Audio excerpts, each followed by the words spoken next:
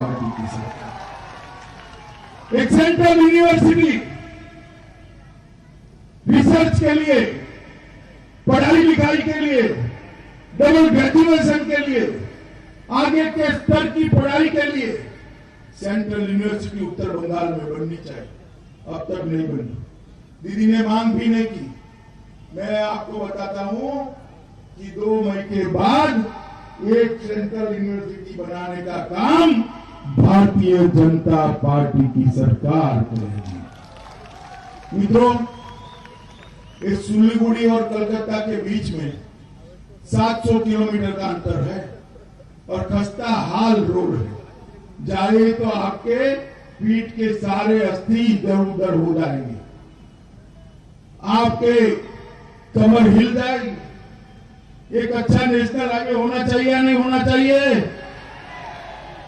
भाजपा सरकार बनने के साथ ही 675 किलोमीटर का सुभाष चंद्र बोस नेशनल हाईवे सिलीगुड़ी से कलकत्ता 3 घंटे में आपको पहुंचा देगा। इसकी शुरुआत हम करेंगे। मित्रों, 100 साल से कोरोनेशन ब्रिज का एक दूसरा ब्रिज बनाने की मांग है या नहीं है?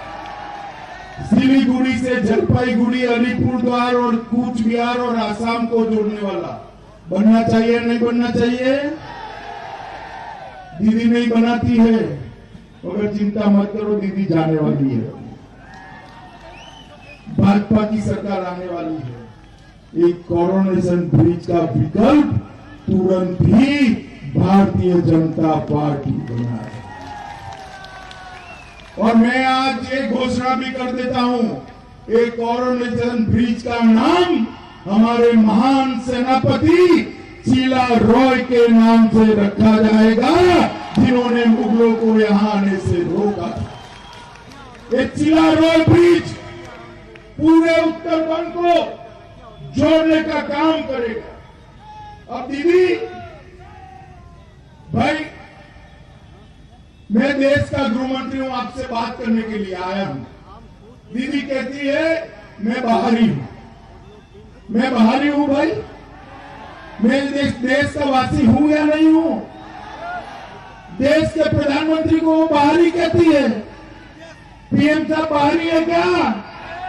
अरे दीदी, बाहरी कौन है मैं बताता हूं आपको। आपका ज्ञान बहुत अल्प है। कौन बाहरी है मुझसे सुन लो। ये कम्युनिस्ट जो है ना, उनकी आइडियोलॉजी बाहरी है, चीन से और रशिया से लाए हैं। कांग्रेस की लीडरशिप बाहरी है, इटली से आई है, इटली से आई है। और तृणमूल कांग्रेस वाले सुन लो, आपकी वोट बैंक बाहरी है, घुसपैठिए है, घुसपैठिए है।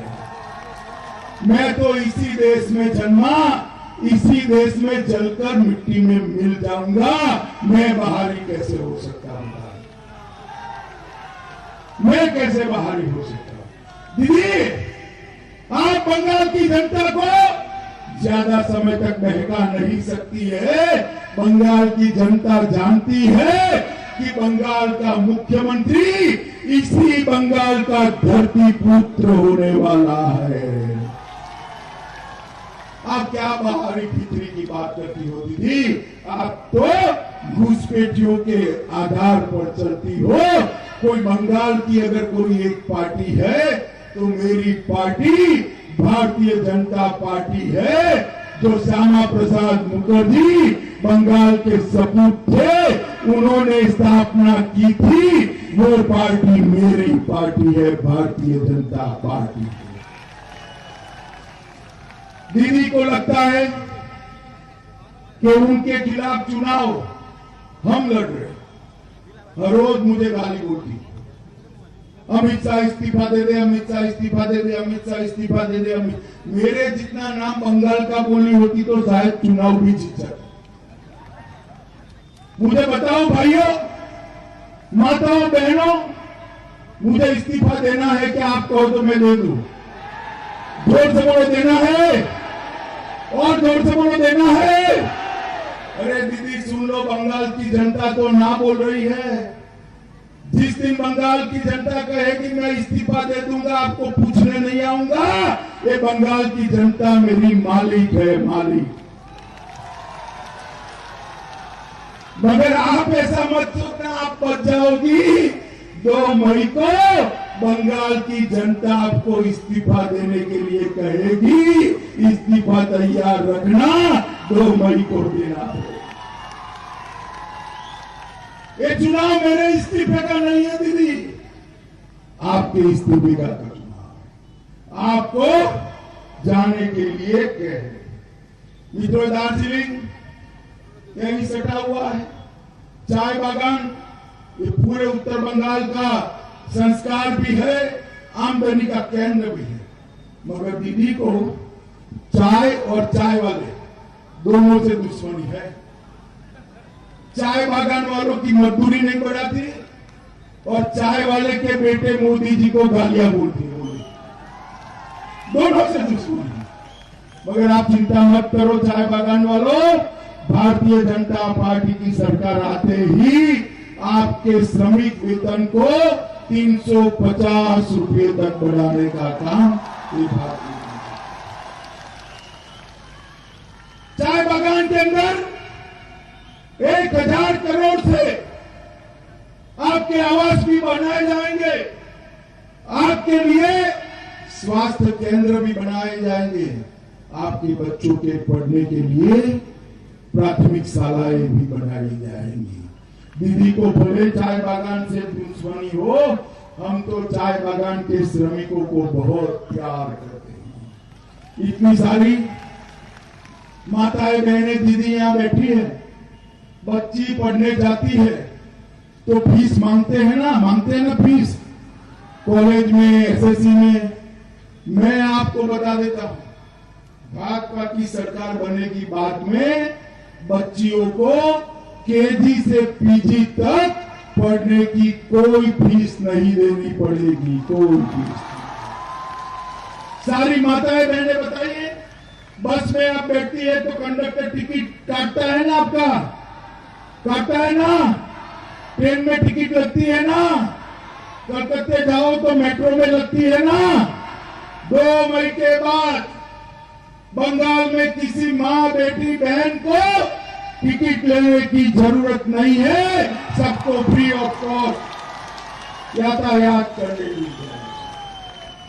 मित्रों, मोदी जी ने चाय बागान के मजदूरों के लिए ढेर सारे काम किए।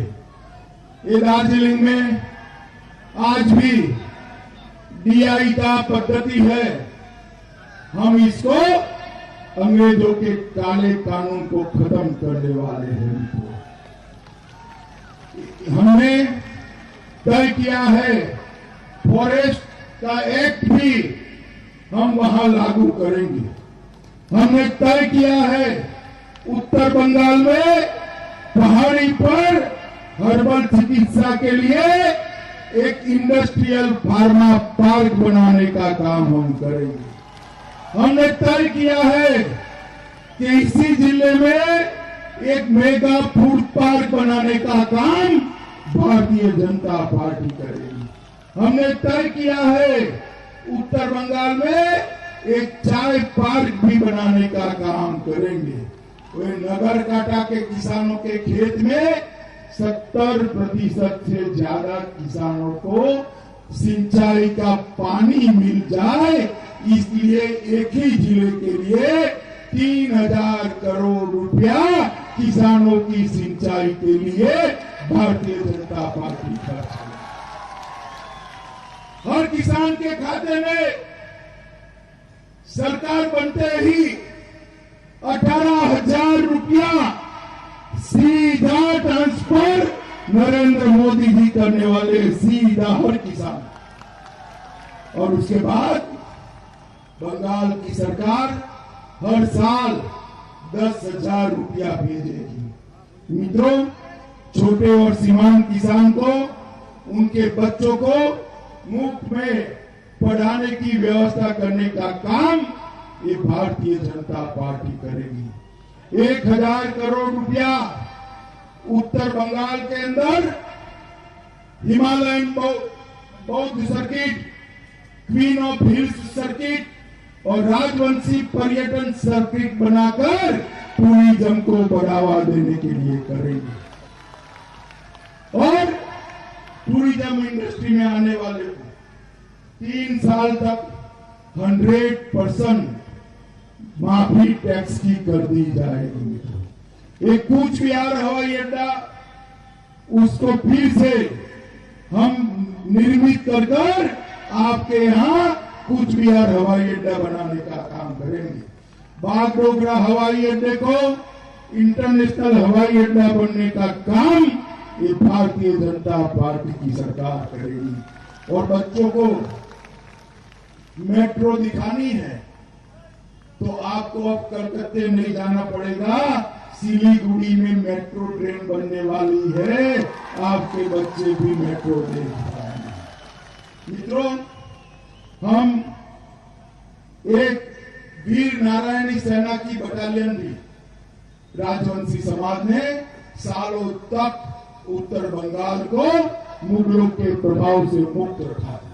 इसकी स्मृति में वीर नारायणी सेना बनाने का काम भी करेंगे और ठाकुर पंचानन बर्मन के लिए 250 करोड़ का एक स्मारक बनाने का काम करेंगे।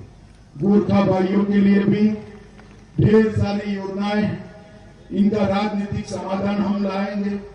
नेपाली भाषा में दूरदर्शन चालू किया जाएगा।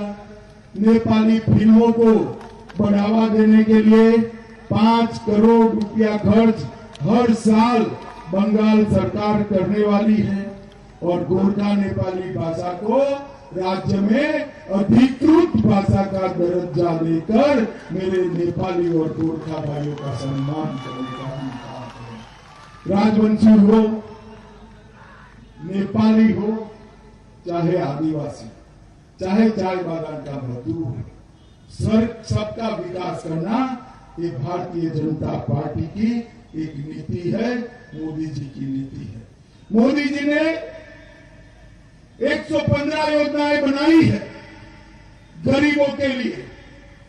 हर एक के घर में गैस भेजा, हर एक गरीब को घर देना चाहते हैं, हर गरीब के घर में बिजली भेजी, हर गरीब को स्वास्थ्य की योजना देने वाले हैं, हर किसान को 10,000 रुपया हर साल देने वाले हैं, हर महिला के लिए टॉयलेट बनाया गया है। मोदी जी 115 स्कीम लेकर आए, योजना मतलब स्कीम 115, और दीदी 115 स्कैम लेकर आई है, करप्शन के। मोदी जी के मन में बंगाल के गरीब का विचार है, दीदी के मन में अपने भाई को, भतीजे को मुख्यमंत्री बनाने का विचार है। माताओं, भाइयों, बहनों, बताओ किसको शासन देना? गरीबों का विचार करने वाले को शासन देना है या भतीजों को मुख्यमंत्री बनाने वाले को शासन देना है? मुझे मालूम है आपका जवाब है नरेंद्र मोदी को शासन देना। मित्रों, उत्तर बंगाल सुरक्षित नहीं रह सकता अगर घुसपैठिए नहीं रोके जाएंगे। दीदी को कुछ पड़ी नहीं, दीदी तुष्टीकरण में मस्त है, दीदी राजनीति करने में मस्त है। उसको गरीबों की कोई चिंता नहीं है। गरीबों की चिंता केवल और केवल नरेंद्र मोदी और भारतीय जनता पार्टी करने। मित्रों, आप बताइए मुझे, आपका मतदान 17 तारीख को है, 17 को है ना, 17 तारीख को है। आगे आ जाओ प्रत्याशी, 17 तारीख को है। कमल के निशान पर बटन दबाएंगे क्या? अरे सुनाई नहीं पड़ता, दबाएंगे। मोदी जी के हाथ मजबूत करेंगे, हमारे प्रत्याशी को विधायक बनाएंगे, 200 सीटों से ज्यादा बहुमत से भाजपा सरकार बनाएंगे, विकसित उत्तर बंग बनाएंगे, घुसपैठियों को रोकेंगे, शरणार्थियों को नागरिकता दिलाएंगे। तो मेरे साथ दोनों हाथ उठाइए, उठाइए दोनों हाथ, विजय के संकल्प की मुट्ठी पीछे और प्रचंड आवाज से बोलिए, भारत माता की, भारत माता की, भारत माता की, वंदे वंदे वंदे।